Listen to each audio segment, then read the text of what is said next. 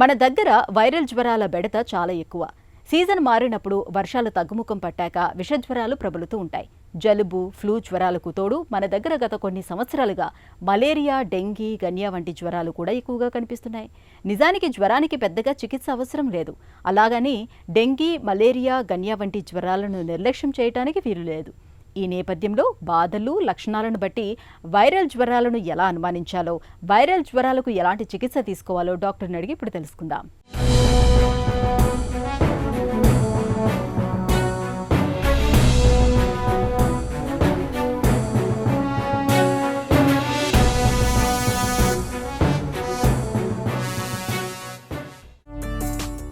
Viral జ్వరాలంటే ఏంటి? ఎన్ని రకాలుగా ఉంటాయి? ఎలా వస్తాయి? సూక్ష్మక్రిముల్లో చాలా సూక్ష్మంగా ఉండి నానోమీటర్ లెవెల్లో ఉండేటువంటి సూక్ష్మక్రిముల్ని మనం వైరసెస్ అని వ్యవహరిస్తుంటాం. కొంచెం పెద్దగా ఉన్న బ్యాక్టీరియాలు, ఫంగస్ల కన్నా ఇవి వేరేగా ఉంటాయి. ఈ సూక్ష్మంగా ఉండేటువంటి వైరస్ వలన వచ్చేటువంటి ఇన్ఫెక్షన్స్ని వైరల్ ఇన్ఫెక్షన్స్గా మనం వ్యవహరిస్తుంటాం. ఇవి అనేక రకాలుగా ఉండొచ్చు. ఏ ఆర్గన్ని ఇన్వాల్వ్ చేస్తున్నాయో దాన్ని బట్టి చూసే విధానం ఒకటైతే, అలా కాకుండా వచ్చే వైరస్ లేదా దాని జాతి, దాని ఫ్యామిలీకి సంబంధించి చూసే విధానం ఇంకోటి. సో ఇలా ఫ్లేవీ వైరస్ అని, ఇన్ఫ్లుయెన్జా వైరసెస్ అని, రెట్రో వైరసెస్ అని, ఇలా డిఫరెంట్ నేమ్స్ తోటి వాటి ఫ్యామిలీస్ని అడ్రస్ చేయడం జరుగుతుంది. అలా కాకుండా ఆ వైరస్ పేరుతోటి, ఫర్ ఎగ్జాంపుల్ రోటా వైరస్, లేదా రెస్పిరేటరీ సిన్సిషియల్ వైరస్, లేదా హర్పీస్ వైరస్, ఇలా ఆ పర్టికులర్ వైరస్ నామంతో దాని యొక్క జబ్బుని వ్యవహరించటం అనేది, లేదా దాన్ని చెప్పడం అనేది మూడో విధానం. సో ఇలా వైరల్ ఫీవర్స్ని రకరకాలుగా డిఫరెంట్ విధానాల్లో క్లాసిఫికేషన్ చేయడం అనేది జరుగుతుంది. వైరల్ ఇన్ఫెక్షన్స్ అనేవి అనేక రకాలుగా రావచ్చు. ఫర్ ఎగ్జాంపుల్ శ్వాసకోశానికి సంబంధించినవి డ్రాప్లెట్ న్యూక్లియర్ ఇన్ఫెక్షన్స్ అంటాం. అంటే పక్క వాళ్ళు దగ్గినా, తుమ్మినా గాల్లో రిలీజ్ అయ్యేటువంటి అతి సూక్ష్మమైనటువంటి పార్టికల్స్ వలన, ఏ పార్టికల్స్ అయితే కొన్ని గంటల వరకు గాల్లో నిలిచి ఉంటాయో వాటి ద్వారా కూడా వైరల్ ఇన్ఫెక్షన్ స్ప్రెడ్ అవుతుంటుంది. ఇలా కాకుండా ఫోమైట్స్ ద్వారా, అంటే మొబైల్ ఫోన్లో మాట్లాడుతున్నారు, ఆ మొబైల్ ఫోన్ పక్క వాళ్ళు వాడారు, వాళ్ళు వాడినటువంటి మొబైల్ ఫోన్ మీద ఉన్నటువంటి వైరసెస్ వీళ్ళకి తగలటం ద్వారా వీళ్ళకి స్ప్రెడ్ అవడం అనేది ఫోమైట్ ద్వారా యూసేజ్. అదొక తుండుగుడ్డ కావచ్చు, తినే ప్లేట్ కావచ్చు, కూర్చున్నటువంటి కుర్చీ కావచ్చు, ఎనీథింగ్. రెండవ స్ప్రెడ్ ఫుడ్ అండ్ వాటర్ ద్వారా, కలుషితమైనటువంటి నీటి ద్వారా, కలుషితమైనటువంటి ఆహారం ద్వారా వస్తుంటాయి. కాంటాక్ట్ ద్వారా వచ్చేటువంటి కొన్ని ఇన్ఫెక్షన్స్ ఉంటాయి. చికెన్ పాక్స్ ఉంటుంది. ఆ చికెన్ పాక్స్ యొక్క ఫ్లూయిడ్ కనుక పక్క వాళ్ళకి టచ్ అయితే, టచ్ వలన ఒకళ్ళ నుంచి ఒకరికి స్ప్రెడ్ అయ్యే ఉండే ఇన్ఫెక్షన్స్ ఉంటాయి. అరుదుగా ఆర్గన్ ట్రాన్స్ప్లాంట్స్ ద్వారా ఒకళ్ళకి పెట్టినటువంటి ఆర్గన్ ఇంకోళ్ళకి పెట్టడం ద్వారా వచ్చేటువంటి ఇన్ఫెక్షన్స్. ఇవి కాకుండా జంతువుల నుంచి వచ్చేటువంటి ఇన్ఫెక్షన్స్, కుక్క కరవటం వల్ల వచ్చేటువంటి రేబీస్, ఇలా వైరల్ ఇన్ఫెక్షన్స్ అనేవి రకరకాలుగా డిఫరెంట్ వేస్లో ఒకళ్ళ నుంచి ఒకరికి సంక్రమించడం అనేది జరుగుతుంటుంది. ఫ్లూ జ్వరాలకు, వైరల్ జ్వరాలకు తేడాలని ఎలా గుర్తించాలి? జనరల్గా చాలామందికి ఉన్నటువంటి ప్రశ్న ఏంటంటే, జలుబు వచ్చింది, దగ్గు వచ్చింది, జ్వరం ఉంది, ఇది వైరల్ జ్వరమా, ఫ్లూనా అంటే దీనికి సమాధానం చాలా సింపుల్. ఫ్లూలో ఉన్నటువంటి పెక్యులియర్ లక్షణాలు ఏంటంటే, జ్వరం తీవ్రంగా ఉండటం, జ్వరం వలన నీరసం, నిస్సత్తువ, లో బీపీ అనేది ఉండటం, ఊపిరి తీసుకోవడానికి ఇబ్బందిగా ఉండటం, వాంతులు, విరేచనాలు అనేవి ఉండటం. ఎప్పుడైతే ఒక నార్మల్ జలుబు, దగ్గు కాకుండా ఈ లక్షణాలన్నీ, జబ్బు తీవ్రత కానీ, జబ్బు వేరే ఆర్గన్స్ని ఇన్వాల్వ్ చేయటం, వాంతులు, విరేచనాలు, ఇటువంటివి కలిసి వస్తుంటే దాన్ని ఫ్లూగా వ్యవహరిస్తారు. అవేవీ లేకుండా నార్మల్గా ఉండేటువంటి జలుబు, దగ్గుని వైరల్ ఇన్ఫెక్షన్గా వ్యవహరిస్తారు. వైరల్ జ్వరాల లక్షణాలు ఎలా ఉంటాయి? ఎప్పుడు పట్టించుకోవాలి?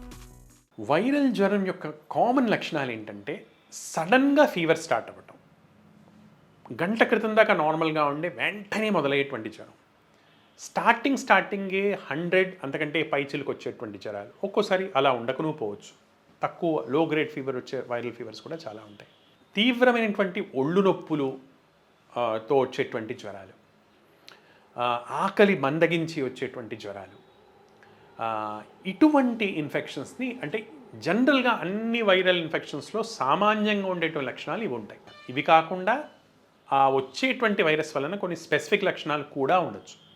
ఫర్ ఎగ్జాంపుల్ జలుబు అనుకుందాం. వైరల్ జలుబులో ఎప్పుడు కూడా తెమడ నీళ్లలాగా వాటరీగా లేదా తెల్లగా ఉంటుంది.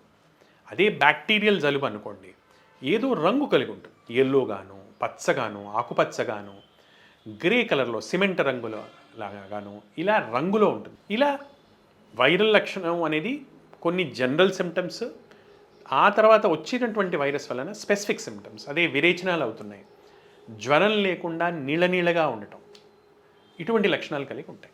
వైరల్ ఫీవర్ అనేది దానంతలా అది సీరియస్గా ఉండటం అనేది అరుదు, ఎక్సెప్ట్ ఎప్పుడు చాలా సెక్యూర్గా ఉండేటువంటి ఆర్గన్స్ని ఇన్ఫెక్ట్ చేస్తే తప్ప. ఫర్ ఎగ్జాంపుల్ వైరల్ ఎన్సెఫలైటిస్ ఉంది. ఇన్ఫెక్షన్ అనేది ఒక సెన్సిటివ్ ఆర్గాన్ అయినటువంటి బ్రెయిన్లో వస్తుంది కాబట్టి దాన్ని మనం ఇన్ఫెక్షన్ ఎటువంటిదైనా దాన్ని సీరియస్గా తీసుకోవడం జరుగుతుంది. సో ఒక చాలా సెన్సిటివ్ పార్ట్, హార్ట్కి వచ్చేటువంటి మయోకార్డైటిస్ కానివ్వండి, బ్రెయిన్కి వచ్చే ఎన్సెఫలైటిస్ కానివ్వండి, ఏదైనా సీరియస్ తీసుకోవాలి. అలా కాకుండా నార్మల్ వ్యక్తుల్లో వచ్చే నార్మల్ వైరల్ ఫీవర్స్ అనుకుందాం.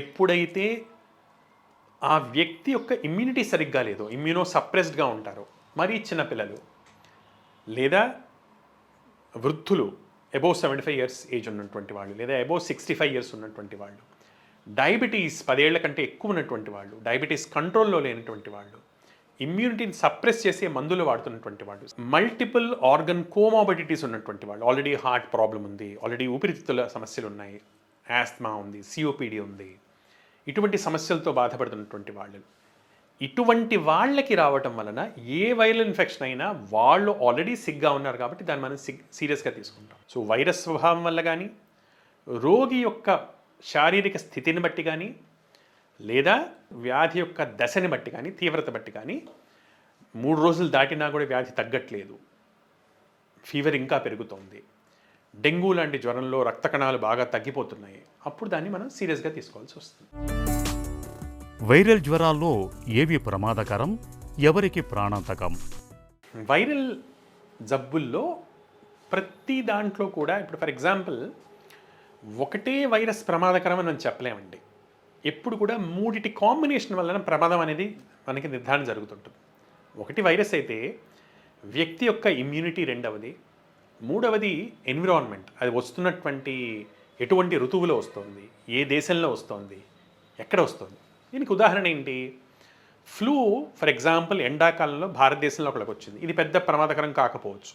చల్ల ప్రదేశాల్లో ఉండేటువంటి వాళ్ళకి అదే ఫ్లూ సివియర్గా ఉండొచ్చు, ఇది ఎన్విరాన్మెంట్ యొక్క ఎఫెక్ట్. మూడోది ఏంటి? హోస్ట్ అంటే హోస్ట్ ఇమ్యూనిటీ అనుకుంటాం. సేమ్ ఫ్లూ ఒక నార్మల్ వ్యక్తిలో వచ్చింది, 25 ఏళ్ల కుర్రాడిలో వచ్చింది, పెద్ద ఇబ్బంది పెట్టకపోవచ్చు. అదే ఒక 80 ఏళ్ల వృద్ధిలో వచ్చింది, అది ప్రాణాంతకం కావచ్చు. సో ఒక వైరస్ ప్రాణాంతకం అవుతుందా లేదా అనేది హోస్ట్ ఇమ్యూనిటీ బట్టి, లేదా హోస్ట్ రెస్పాన్స్ బట్టి, ఆ వైరస్ బట్టి, అలానే అది వస్తున్నటువంటి సెట్టింగ్ లేదా ఎన్విరాన్మెంట్ బట్టి, ఓవరాల్ బ్యాలెన్స్ బట్టి డిసైడ్ అవుతుంది. సాధారణ వైరల్ జ్వరమా లేక డెంగీ, మలేరియానా అన్నది ఎలా నిర్ధారిస్తారు? జలుబు, దగ్గు ప్రధానంగా ఉండి, ఒళ్ళు నొప్పులు బాగా ఉండి, ముక్కు నుంచి కానీ దగ్గుతుంటే వచ్చేటువంటి సెక్రీషన్స్ వాటరీగా క్లియర్గా ఉంటే అది జనరల్గా సాధారణ వైరల్ జ్వరంగా తీసుకోవచ్చు. But at the same time అది ఎల్డర్లీ వాళ్ళలో కానీ, ఇమ్యూనో సప్రెసెన్స్ ఉన్న వాళ్ళలో కానీ వాళ్ళు ఏమైనా సీరియస్గా తీసుకోవాల్సి ఉంటుంది. అదే డెంగీ జ్వరం అయితే కనుక హై ఫీవర్ తోటి రావటం, తలనొప్పి, కళ్ళ వెనకాల భాగంలో తలనొప్పి ఉండటం, ఒళ్ళు నొప్పులు బాగా ఉండటం, నడుము భాగంలో నొప్పిగా ఉండటం, ఈ లక్షణాలతో వస్తుంటే ఒక్కోసారి రెండో రోజు వచ్చేటప్పటికి గాలి వదులుతుంటే వేడిగా అనిపించటం, లేదా ఒంటి మీద చిన్న చిన్న మచ్చలు రావటం, మోషన్లో ఎర్రటి మచ్చలు కానీ నల్లగా మోషన్ అవ్వటం, లేచి నుంచుంటే కళ్ళు తిరగటం, ఈ లక్షణాలు డెంగ్యూ జ్వరం లక్షణాలు. అదే మలేరియా అయితే కనుక చలి జ్వరంతో రోజు మొత్తం బాగానే ఉండి ఒక టైం రాగానే అప్పుడు బాగా చలితోటి వణుకుతూ జ్వరం రావటం, అలానే ఒక గంట లోపల వెంటనే పూర్తిగా చెమటలు పట్టి జ్వరం తగ్గిపోవటం. ఫాల్సిపారం అయితే కనుక 4, 5, 6, 7 రోజు కల్లా మతిమరుపుగా ఉండటం, ఏదేదో మాట్లాడుతుండటం, ఇలాంటి కొత్త కొత్త లక్షణాలు రావటం, బీపీ తగ్గిపోవటం, ఆయాసం రావటం, ఈ లక్షణాలు బట్టి మనం గుర్తించడం జరుగుతుంది. బట్ ఇవి కాకుండా టెస్ట్ల ద్వారా దానికి సంబంధించినటువంటి స్పెసిఫిక్ టెస్ట్లు ఏదైతే చేయించుకుంటే, జ్వరం ఉంటే డెంగ్యూలో NS1 యాంటీజెన్ కానివ్వండి, జ్వరం తగ్గిన తర్వాత డెంగ్యూ యాంటీబాడీస్ కానివ్వండి, మలేరియాలో మలేరియల్ స్మియర్ కానీ, మలేరియల్ యాంటీజెన్స్ కానీ చేయటం వల్ల మనం దాన్ని నిర్ధారించుకోవచ్చు. వైరల్ జ్వరాలకు పెయిన్ కిల్లర్లు, యాంటీబయాటిక్స్ వాడొచ్చా? యాంటీబయాటిక్స్కి అసలు వైరల్ ఫీవర్స్లో రోల్ అనేది ఉండనే ఉండదు. ఫర్ ఎగ్జాంపుల్ ఇందాక మనం అనుకున్నాం, ఎవరికైతే జలుబు దగ్గు ఉన్నాయో, తెమడలో ఎటువంటి రంగు లేదు, నీళ్ళగా ఉంది లేదా తెల్లగా ఉంది, వాళ్ళకి యాంటీబయాటిక్ వాడటం వలన ఎటువంటి లాభం ఉండదు. పెయిన్ కిల్లర్స్లో పారాసెటమాల్ వరకు వాడొచ్చు, మిగతా పెయిన్ కిల్లర్స్ వాడాల్సినటువంటి అవసరం ఉండదు. కొన్నిట్లో నష్టం ఉండదు, కొన్నిట్లో నష్టం ఉండొచ్చు కూడా. ఆస్పిరిన్ లాంటి బిళ్ళలు వాడటం వలన కొన్నింట్లో ర్యాషెస్ రావటము లేదా మైటోకాండ్రియల్ ప్రాబ్లమ్స్ రావటం ఇలాంటివి కూడా మనం గమనిస్తుంటాం. సో పారాసెటమాల్ అనేది అన్ని వైరల్ ఇన్ఫెక్షన్స్లో సేఫెస్ట్ ట్యాబ్లెట్. డెంగ్యూ లాంటి జ్వరాల్లో పెయిన్ కిల్లర్స్ వాడటం వల్ల ప్లేట్లెట్ రక్త కణాలు ఇంకా పడిపోవటం, ఆ రక్త కణాలు ఉన్న వాటి ఫంక్షన్ తగ్గిపోవటం, ఇలాంటి లక్షణాలు కూడా మనం చూస్తుంటాం. అందువలన పెయిన్ కిల్లర్స్, యాంటీబయాటిక్స్ జనరల్గా వాడకపోతేనే మంచిది. వైరల్ జ్వరాలు అకస్మాత్తుగా తీవ్రంగా మొదలవుతాయి. జ్వరం 102 డిగ్రీల కంటే ఎక్కువగా ఉంటుంది. తీవ్రమైన తలనొప్పి, ఒళ్ళు నొప్పులు, మగత వంటి లక్షణాలు కనిపిస్తూ ఉంటాయి. ఇలాంటప్పుడు ఆలస్యం చేయకుండా వెంటనే డాక్టర్ని సంప్రదించి తగిన వైద్య సాయం పొందాలి.